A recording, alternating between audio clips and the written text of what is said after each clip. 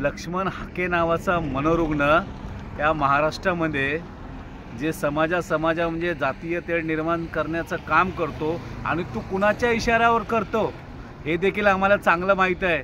तुझ्या बापाला सांगतो, त्या देवेंद्र फडणवीसला, तू मराठ्यांच्या नांदी लागला, ओबीसींच्या नांदी लागलात आणि आता जर तू शेड्यूल कास्ट समाजाच्या आमच्या आरक्षणामध्ये जर नाक खुपसण्याचा प्रयत्न केला तर लक्ष्मण हाके तुला महाराष्ट्रात फिरू देणार नाही।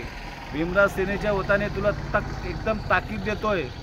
तू ज्या बाबासाहेब आंबेडकरांचं नाव घेतो, त्या बाबासाहेब आंबेडकरांनी जे आरक्षण मिळवलं त्याच्या विरोधात काम करायला लागलास। त्या नाभिक समाजाचा आणि धोबी समाजाचा एससी समाजामध्ये काय संबंध आहे?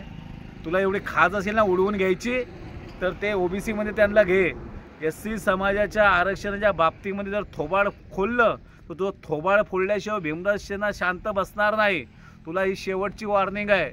वॉर्निंग नाही, तू जिथे दिसेल तिथे तुला फटकवू, कारण तू खूप मोठी गोष्ट आज बोलून गेलायस। शेड्यूल कास्ट समाजामध्ये आम्ही कुणालाही सहन करणार नाही।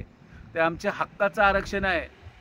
एक तर तुम्ही तुमची काय राजकारण करायचं ना, ते तिकडे तुम्ही मरवा, काय मरवायची ते, पण इथं शेड्यूल कास्ट समाजा बाबतीत एक अपशब्द किंवा मध्ये घुसखोरी करण्याचा प्रयत्न करू नये।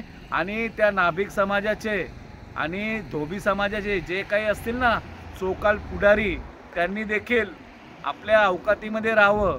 शेड्यूल कास्टमध्ये घुसण्याचा थोडाही प्रयत्न करू नये, किंवा मग नंतर तुम्हाला समजेल की महाराष्ट्रामध्ये तुम्हाला जातीय दंगली घडवायचे असतील ना तर आम्ही तयार आहे जातीय दंगली करायला सुद्धा, परंतु या गोष्टीवर आम्ही शांत बसणार नाही। सर्व आंबेडकरी समाजाच्या नेत्यांनी एकत्र येऊन या हाकेला जोरदार उत्तर दिलं पाहिजे असे मी सगळ्यांना अपील करतो। जय भीम।